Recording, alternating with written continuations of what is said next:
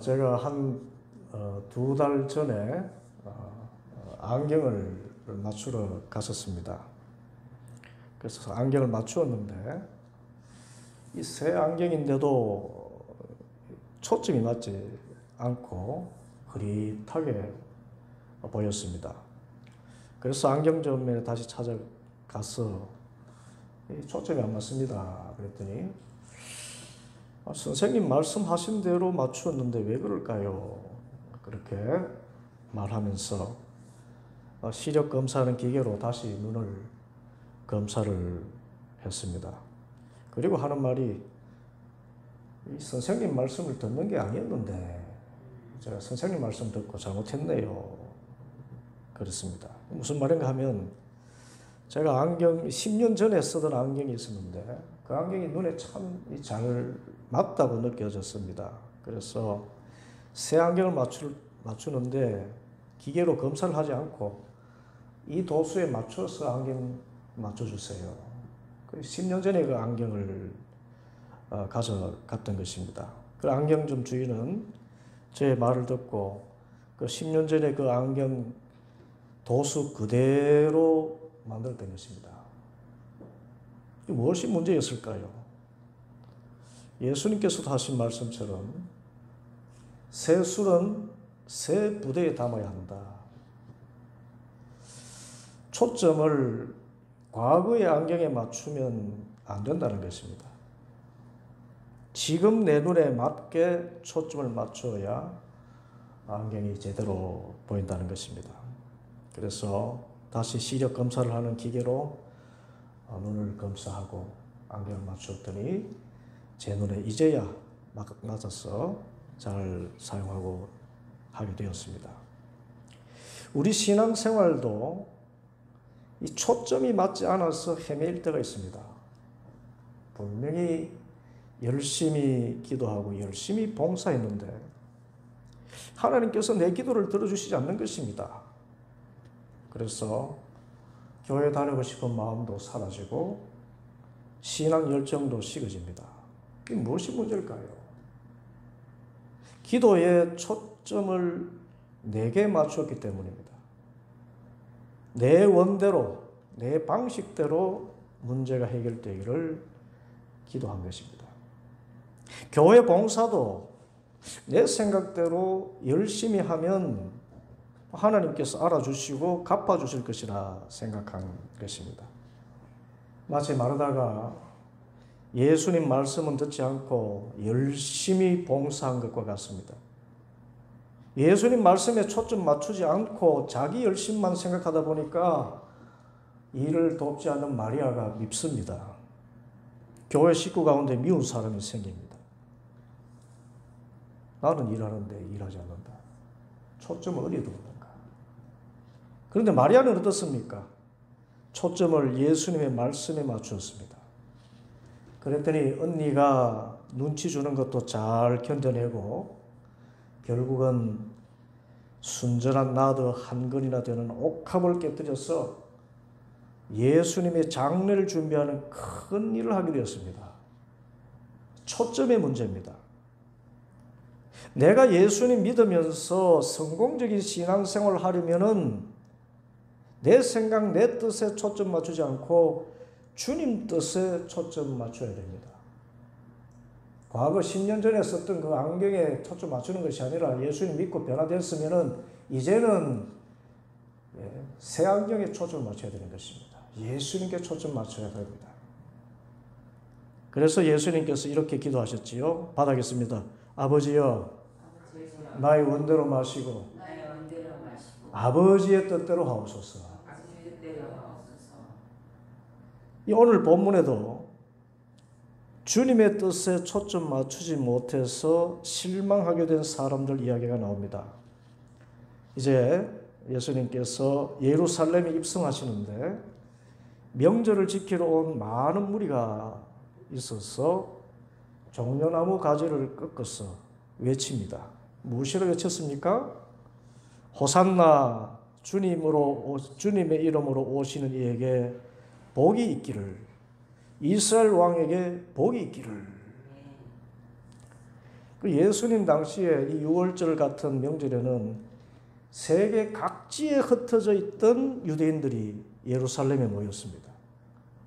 그 작은 성에 100만 명이 모일 때도 있었답니다. 저 아랍의 성지 메카 순례 같은 그런 광경이었습니다. 이 사람들이 예수님께서 예루살렘에 들어오신다는 말을 듣고 환호성을 울린 것입니다. 호산나, 주님의 이름으로 오시는 이에게 복이 있기를. 그런데 호산나를 빼고 주님의 이름으로 오시는 이에게 복이 있기를 이라고 하는 이 인사는 예수님에게만 한 것이 아니었습니다. 이 인사는 예루살렘에 거하던 그 유대인들이 세계 각국에서 예루살렘으로 찾아온 그런 다른 순례객들에게 건네는 인사였습니다. 우리는 모두 하나님의 백성입니다.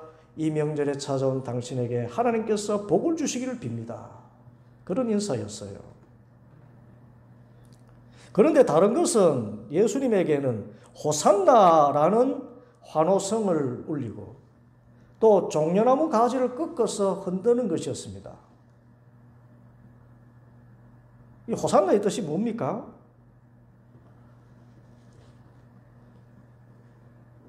답이 바로 나와야 되는데 호산나 뜻이 뭡니까? 구원하여 주십시오 라는 뜻입니다. 그리고 종려나무까지는 무엇을 상징합니까? 이 종려나무는 승리의 상징인데 예수님 오시기 전 170년 전에 유대에는 마카비 형제들에 의한 혁명이 있었습니다. 당시 유대를 통치하던 수리아의 안티오코스 에피파네스라는 악한 왕을 물리치고 해방을 얻게 한 사람입니다. 이 안티오코스 에피파네스라는 왕은 정말 악했어요. 예루살렘 성전 인근에 창녀촌을 만들고요. 성전 인근에 창녀촌을 만들었어요. 예루살렘 성전 안에 제우스 신상을 만들어 세웠습니다. 하나님 성전에 이방 신상을 세운 것입니다. 그것도 모자라서 제단에는 유대인들이 혐오하는 돼지로 제사를 드리고 그 돼지 피를 제단에 뿌리기까지 했습니다. 이 사탄 그 자체의 악을 행했습니다. 이에 마카비 형제가 일어나서 안티오코스를 몰아내고 유대의 해방을 가져왔고 성전을 회복시켰습니다. 그래서 마카비는 구원자요 해방자라는 명예를 얻게 된 것입니다. 호산나 구원하시옵소서 연결됩니다. 이에 마카비가 예루살렘에 입성할 때 그때 유대인들이 손에 종려나무 가지를 꺾어들고 맞이했습니다. 승리자. 그래서 예수님을 맞이하는 것도 마카비를 맞이하는 것처럼 유대 백성을 이방인의 압제에서 해방시키는 구원자라고 말하는 것이고 또 해방자로 맞는 것이었습니다. 그래서 외치기를 호산나 구원하여 주십시오. 이스라엘의 왕에게 복이 있기를 그렇게 외친 것입니다.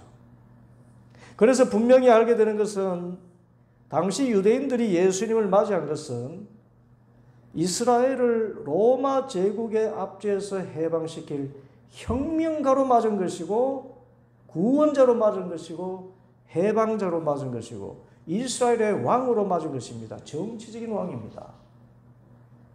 왜 그랬을까요? 오늘 본문에도 나오지만은 예수님께서 죽은 지 나흘이나 된 나사로를 살리신 것을 보고 들었기 때문입니다. 이 평년에도 유월절에는 사람들이 미어 터지지만은 그때 유월절에는 예수님께서 죽은 사람 나사로를 살리셨다는 소문이 퍼져 있었기 때문에 전 세계 사람들이 다 몰려든 것입니다. 17절 18절 또 예수께서 무덤에서 나사로를 불러내어 죽은 사람들 가운데서 살리실 때에 함께 있던 사람들이 그 일어난 일을 증언하였다. 이렇게 무리가 예수를 맞으러 나온 것은 예수가 이런 표징을 행하셨다는 말을 들었기 때문이다. 그래서 죽은 사람도 살리는 능력이 있는 분이라면 이스라엘을 능히 로마로부터 해방시켜 주실 것이다. 바로 그 이분이 메시아고 그 왕이 아니겠는가? 그래서 외친 것입니다. 호산나, 구원하여 주소서. 주님의 이름으로 오시는 메시아여, 이스라엘의 왕이여. 이렇게 큰 무리가 환호성을 지르니까 예수님을, 그런데 이 바리새인들이 아주 급당황했습니다. 왜냐하면 예수님을 메시아로 옹호하면 자기들이 망한다고 생각하던 사람들이 바리새인들이기 때문입니다. 19절에 그래서 바리새파 사람들이 서로 말했다. 이제 다 틀렸소. 보시오, 온 세상이 그를 따라갔소. 이제 예수님이 민중 봉기를 일으켜서 메시아로 등극하는 것은 시간 문제 같은데, 이제 이걸 보면 로마 군대가 가만히 있지 않을 것인데 이제 어떠나? 로마 정부의 떡고물 얻어서 먹고 살던 우리는 망하게 되었구나. 다 틀렸다, 다 틀렸다 탄식한 것입니다. 그런데 이런 소동 가운데 예수님은 바리새인의 기대와도 전혀 다르고, 호산나 외치던 그 백성들의 기대와도 전혀 다르게 행하십니다. 사람들이 호산나 이스라엘 왕이야 이렇게 외치면은 지금 이 나라의 정치인들이라면 어떻게 했을까요? 아, 국민이 이렇게 나를 원하니 내가 국민의 뜻을 따르겠소. 그러면서 못 이기는 척 메시아 자리에 오르지 않겠습니까? 그런데 예수님의 반응은 완전히 예상을 뛰어넘었습니다. 어떻게 하셨습니까? 14절에 예수께서 어린 나귀를 보시고 그 위에 올라타셨다. 뭘 탔어요? 어린 나귀를 타셨어요. 예나 지금이나 왕은 말을 탑니다.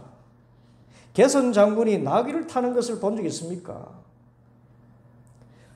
그런데 모두들 예수님을 왕으로 옹립하려 하는 그때에 예수님은 나귀를 타신 것입니다. 그것도 어떤 나귀요?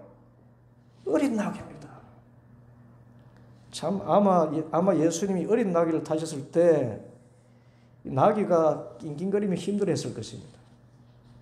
그리고 모양도 이렇게 빠지는 것이 예수님의 발이 땅에 이렇게 거의 끌리다시피 하면서 나귀를 타신 것입니다. 아무 위험도 없고 왕의 영광이라고는 전혀 상상할 수 없는 모습입니다. 그런데 왜 나귀를 타셨습니까? 그것은 스가랴 9장 9절의 예언을 이루려 하신 것이었습니다. 도성 시온아 크게 기뻐하여라. 도성 예루살렘아 환성을 울려라. 너의 왕이 네게로 오신다. 그는 공의로우신 왕, 구원을 베푸신 왕이시다. 그는 온순하셔서 나귀 곧 나귀 새끼인 어린 나귀를 타고 오신다. 왕은 왕인데 어린 나귀를 타고 오신 왕이다. 왜 어린 나귀입니까? 그것은 예수님이 온순하게 하시기 때문이라고 했습니다. 온유하신 왕, 겸손하신 왕이십니다. 그래서 말 타고 전쟁과 살육을 일삼는 그런 굴림자 왕이 아니라 온 누리의 평화를 이루시는 왕이십니다. 그래서 나귀를 타셨습니다. 나귀는 평화의 상징이고 겸손의 상징입니다. 구약 성경에도 사사기 10장 4절에 보면 야일이라는 사사가 나오는데 이 사람을 묘사하기를 그에게는 아들이 30명이 있었는데 그들은 30마리의 나귀를 타고 다녔고 성읍에도 길르앗 땅에 30개나 가지고 있었다. 이 야일의 아들들이 30개의 성읍을 다스렸는데 그 성읍이 모두 태평성대를 이루었다는 말, 그것을 나귀를 타고 다녔다라는 말로 표현했습니다. 이렇게 초점이 다릅니다. 하나님을 섬기는 백성이면서도 유대 사람들의 관심사는 정치적인 일뿐이었습니다.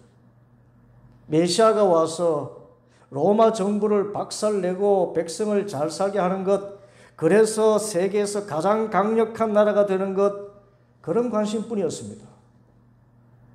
그것도 가능한 것이 죽은 지 나흘이나 된 사람을 살리는 능력이 있다면 산 사람들 죽이는 것이야. 마음만 먹으면 로마 군대 한순간에 멸절시키실 수 있지 않겠는가? 그런 기대. 그리고 물고기 2마리와 빵 5개로 5,000명을 먹이셨으니 예수님을 왕으로 세우면 먹고 살 걱정 전혀 없겠다. 경제 문제 완전 해결되고 세상에서 제일 잘 사는 나라가 될 것이다. 이런 기대입니다. 세상입니다. 모든 초점은 세상에서 잘 되는 것입니다. 하나님을 믿노라 하면서 택함 받은 백성이라고 하면서 그 관심은 이 세상에서 잘 먹고 잘 사는 것 그것밖에 없는 것입니다. 그런데 예수님은 나귀를 타셨습니다. 왜 예수님께서 6월절에 예루살렘에 입성했습니까? 예루살렘이 진정한 평화의 도시가 되기를 원하신 것입니다. 평화의 도시 예루살렘. 여러분, 예루살렘의 뜻이 뭐죠? 평화의 도시입니다. 그런데 그 평화라는 것이 세상 사람들이 생각하는 그런 평화가 아니었습니다. 주님께는. 오히려 세상적인 평화를 갈구하는 예루살렘에 대해서 예수님은 이렇게 개탄하셨습니다. 마태복음 23장 37절에 보면 예루살렘아 예루살렘아 네가 보낸 예언자들을 죽이고 돌로 치는구나. 암탉이 병아리를 날개 아래 품듯이 내가 몇 번이나 네 자녀들을 모아 품으려 하였더냐. 여러분, 암탉이 병아리를 품으면 그 평안이 얼마나 큽니까? 그러나 너희는 원하지 않았다. 그래서 보아라, 너희 집은 버림을 받아서 황폐하게 될 것이다. 예수님이 뜻하신 평화의 도시 예루살렘은 세상적으로 위대한 정치인이 등장해서 모두가 세상적으로 잘 사는 그런 평화의 도시가 아니라 오히려 온 세계 열방 모든 사람들이 죄에서 자유를 얻고 영적인 해방을 얻어서 하나님의 자녀가 되는 영적인 평화였습니다. 예루살렘 사람들만, 이스라엘 민족만이 아니라 온 세계 모든 민족, 심지어 저 로마 사람들까지 모두가 구원받는 영원한 평화의 하나님 나라를 이루시는 것이 예수님의 초점이었습니다. 이 평화를 어떻게 이루실 것인가? 겸손하셔서 나귀를 타셨습니다. 겸손하셔서 사람의 모양으로 나타나시고 자기를 낮추시고 죽기까지 복종하셨으니 곧 십자가에 죽으십니다. 십자가의 희생을 통한 참된 평화를 성취하는 영적인 사역에 초점 맞추시고 집중하신 것입니다. 우리가 이 초점을 맞춰야 됩니다. 과거 10년 전에 내 눈에 맞는 안경에 초점 맞추지 말고 이제 예수를 믿었으면 또 하나님의 자녀가 되었으면 하나님 자녀로서의 삶의 가치관에 초점을 맞춰야 됩니다. 말에 초점을 맞추지 말고 나귀에 초점을 맞춰야 됩니다. 신앙생활의 초점이 세상적으로 잘 되는 것 말고 영적으로 잘 되는 것에 초점을 맞춰야 됩니다. 나만 구원받는 것이 아니라 내가 미워하는, 나를 압제하는 그 로마 사람들까지도 구원받기를 기도하는 그런 참 완전한 사랑의 사람이 되는데 초점을 맞춰야 됩니다. 그래야 이 세상에 살면서 이 세상이 줄 수 없는 참된 평화를 누리며 살게 되는 것입니다. 참된 평화의 도시가 되는 거예요.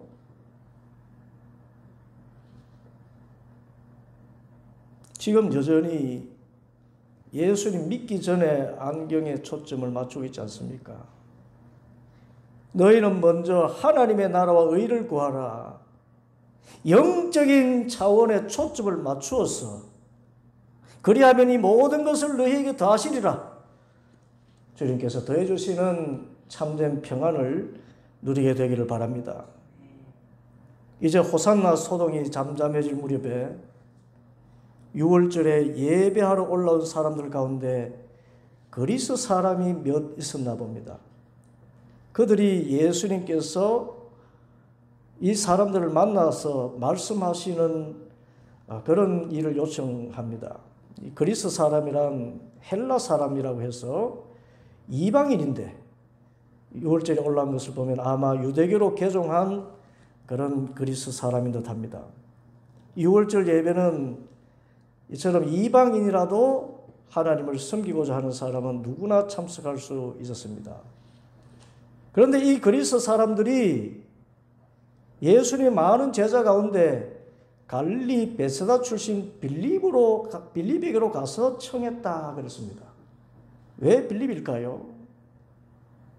왜냐하면 예수님의 제자 가운데 그리스식 이름을 가진 제자가 둘이 있는데 빌립과 안드레입니다.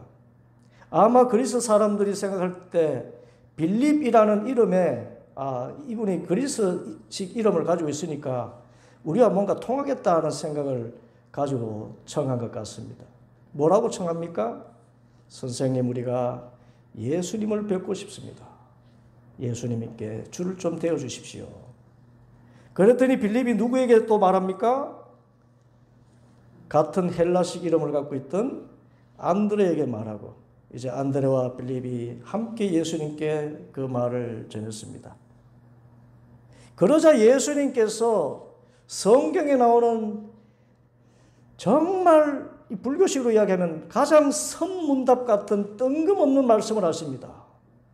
그 그리스 사람들을 만나 주시겠습니까? 물으시니까 그 만나주겠다 혹은 안 만나겠다는 말씀 한마디 안 하시고 이렇게 말씀하십니다. 23절, 인자가 영광을 받을 때가 왔다.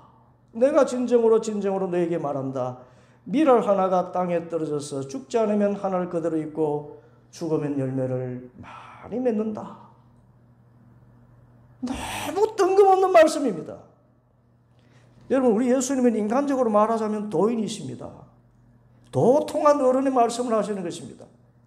우리가 묻는 말에 한두 차원, 세 차원, 네 차원 넘어서 있는 그런 말씀으로 응답하십니다. 곧 유대교로 개종한 그리스 사람들이 만나 뵙자고 요청했다는 그 말을 들으시고는 지금 현장에서 현실적인 어떤 답변을 한 것이 아니라 이 세상의 일과는 전혀 차원 다른 영적인 말씀을 하신 것입니다. 여러분, 예수님의 초점이 항상 이렇습니다. 지금 눈앞에 펼쳐지는 사건에 초점 맞추지 않고 이 사건 이면에 있는 하나님의 뜻이 무엇인지, 영적인 뜻이 무엇인지에 항상 초점 맞추었습니다. 우리의 초점도 이래야 됩니다. 세상에서 우리가 살아온 만큼의 사건이 있었지요. 앞으로도 우리가 주님 앞에 서기까지 수많은 사건과 일들이 끊이지 않을 것입니다. 그런데 그때마다 사건 하나하나에 매어 산다면 정말 죽고 못 살겠다, 그렇게 탄식하게 되는 일이 우리 삶이 이어질 것입니다. 그렇지만 또 일이 생겼구나. 이 사건을 주신 하나님의 뜻은 무엇인가? 어떻게 하면 이 사건을 통해서 내가 영적으로 깊어지고 일을 영적으로 해결해 갈 것인가? 기도하면서 사건을 마주한다면 그 사건에 묶이지 아니하고 그 사건을 정말 지혜롭게 해결할 뿐만 아니라 이 세상을 참된 평안을 누리며 살게 될 줄 믿습니다. 사건 하나하나에 일이 일비하면서 안달복달하는 인생은 그리스도의 삶이 아닙니다. 이런 일을 겪고 저런 일을 다 겪는 중에 그때마다 좋은 일 있다고 웃고 슬픈 일 있으면 슬퍼하고 한다면은 그래서 우리 사람들이 얼굴에 이 표정이 다양한가 봐요. 금방 울다가 금방 웃으니까, 웃다가 또 울고 하는 그런 일이 일비하니까 표정이 그렇게 변화무쌍하게 변하는 것 같습니다. 이런 일이 일비하는 모습은 이 세상의 모든 육에 속한 사람들의 삶의 모습입니다. 어쨌든 예수님은 완전히 초월적인 말씀을 하십니다. 그런데 어떤 의미입니까? 어떤 말씀을 먼저 하셨습니까? 이 그리스 사람들이 왔다고 할 때에 대뜸 이렇게 말씀하십니다. 인자가 영광을 받을 때가 왔다.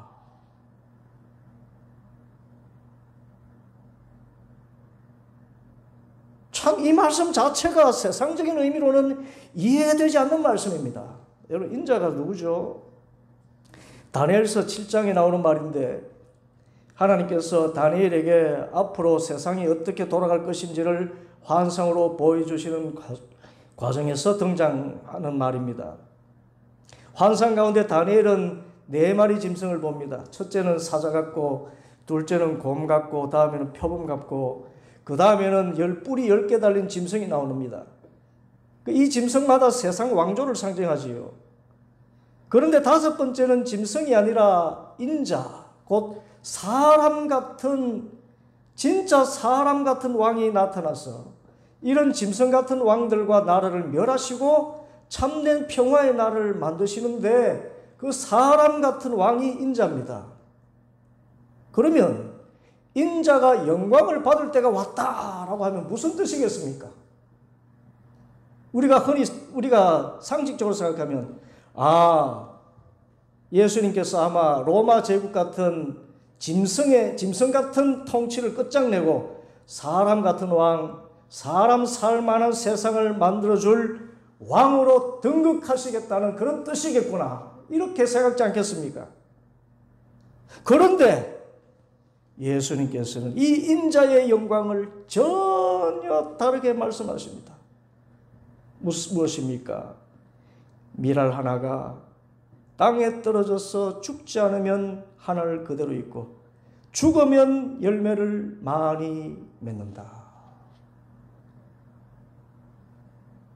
인자의 영광이 뭐라는 겁니까? 밀알이 땅에 떨어져 죽는 것처럼 인자의 영광은 왕이 되는 것이 아니라 죽는 것이라는 겁니다. 차원이 완전히 달라요.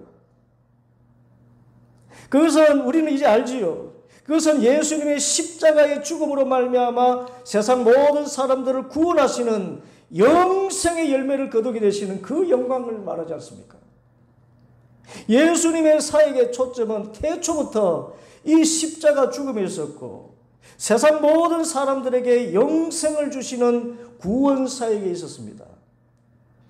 그래서 개종한 그리스인들처럼 예수님을 믿기만 하면은 인종과 민족, 나라와 혈통 상관없이 다 구원을 베푸시는, 곧 온 인류의 죄를 대속하시는 십자가 죽음을 가장 영광스러운 사역으로 삼으셨습니다. 이 초점입니다. 하나님을 믿노라 하는 우리들의 초점도 예수님처럼 세상 영광이 되어서는 안 됩니다. 그러면 참된 평화를 누리며 살 수가 없어요. 세상 영광에 초점 두면 우리는 일희일비하거나 낙심해서 절망하거나 좌절하거나 또 교만해질 수밖에 없습니다. 반대로 우리의 초점은 세상 영광이 아니라 세상 모든 사람들이 예수님을 믿어서 영원한 생명을 얻는 일에 나의 모든 관심이 집중되어야 됩니다. 여러분, 사실 우리의 소망이 세상에서 잘 되는 건 아닙니까? 그런데 그 잘됨이 세상 영광이 아니라 하늘 영광이 되면 우리는 이 세상에서도 하나님의 나라의 의와 평강과 기쁨을 누리며 살 수가 있습니다. 또한 우리의 소망이 자녀들 잘 되는 것 아닙니까? 그런데 그 잘됨이 세상에서 뭐 잘 되는 것, 그것 이전에 영혼이 잘 되는 것, 예수님을 주님으로 영접해서 주님과 동행하는 삶을 사는 것이 되면 우리는 우리의 자녀들이 이 세상에서 소위 성공하지 못해도 늘 감사하며 살 수 있습니다. 죽어도 다시 살고 살아서 주님 믿은 우리 자녀들 영원히 죽지 않는 영생을 갖고 사는데 무엇이 두려울까? 자녀들 또한 예수님을 인격적으로 만나서 영생의 확신을 갖고 있다 그러면 이 세상에서 겪는 어떤 일도 영생의 빛 안에서 넉넉히 극복하면서 성공적인 삶을 살게 될 줄 믿습니다. 초점이 영생에 있어야 된다는 겁니다.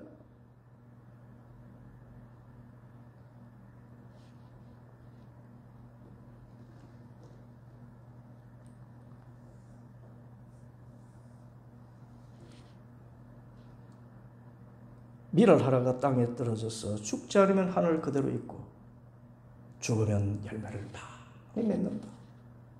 이것이 인자가 영광을 얻는 길이다. 우리도 영광스러운 삶을 사는 것, 다른 것이 아니라 예수님의 십자가 죽음을 통하여서 영생 얻는 것에 초점 맞추고 사는 것. 그렇게 살면 이 세상에 수많은 일들 일희일비하지 아니하고 넉넉하고 여유롭고 자유로운 삶을 살 수 있다는 것입니다.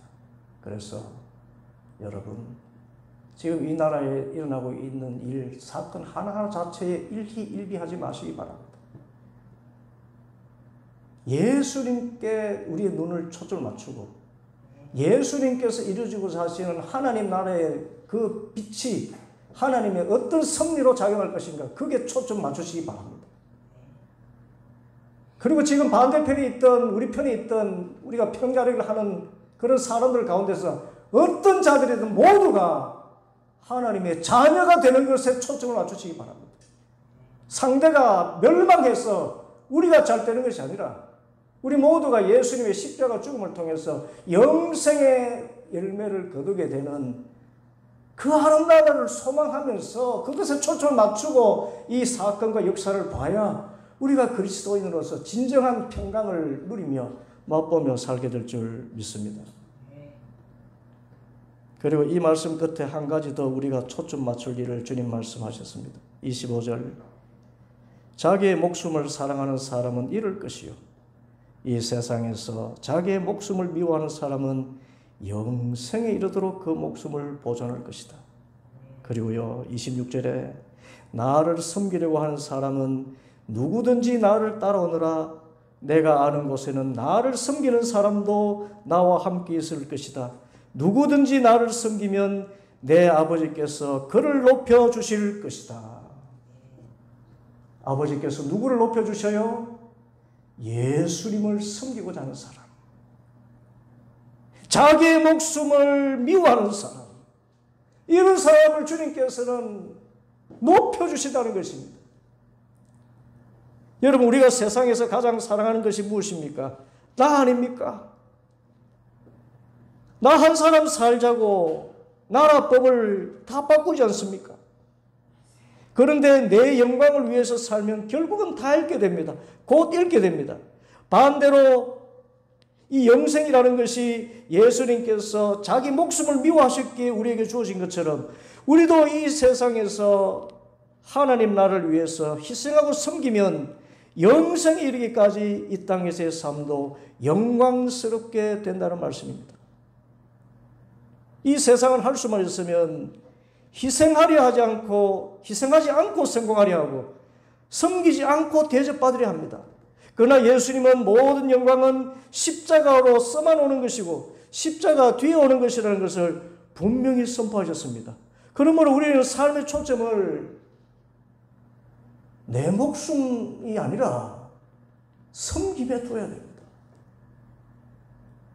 나를 통해서 가정이 잘 되고 나를 통해서 내 직장이 잘 되고 나를 통해서 나의 희생으로 말미암아 이 나라가 잘 되는 그 섬김에 두면 주님께서는, 그러니까 이 섬김이 예수님의 섬김 아닙니까? 이 세상을 섬기지 않으셨습니까? 그래서 26절 말씀 그대로 나를 섬기려고 하는 그 사람, 이 세상에 하나님 나라를 이루기 위해서 내 가정과 일터에 나를 통해서 하나님 나라가 이루어지기를 위해서 희생하려는 사람은 마침내 아버지께서 그를 높여주실 것이다.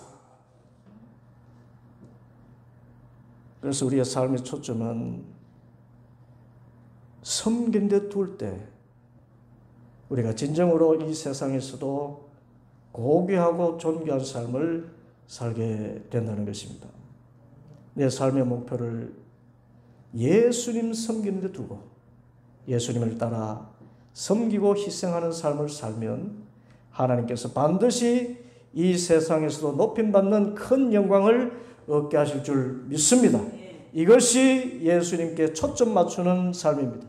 예수님의 십자가에 초점 맞추고 영생에 초점 맞추고 하나님 나라에 초점 맞추고 섬김에 초점 맞추고 살아서 주님이 나의 기도하는 모든 것을 이루어 주시되 이 세상에 줄 수도 없고 할 수 없는 참된 영광을 주셔서 이 세상에서 승리하는 삶을 사는 우리 모든 성도들 되기를 간절히 소원합니다. 기도하겠습니다.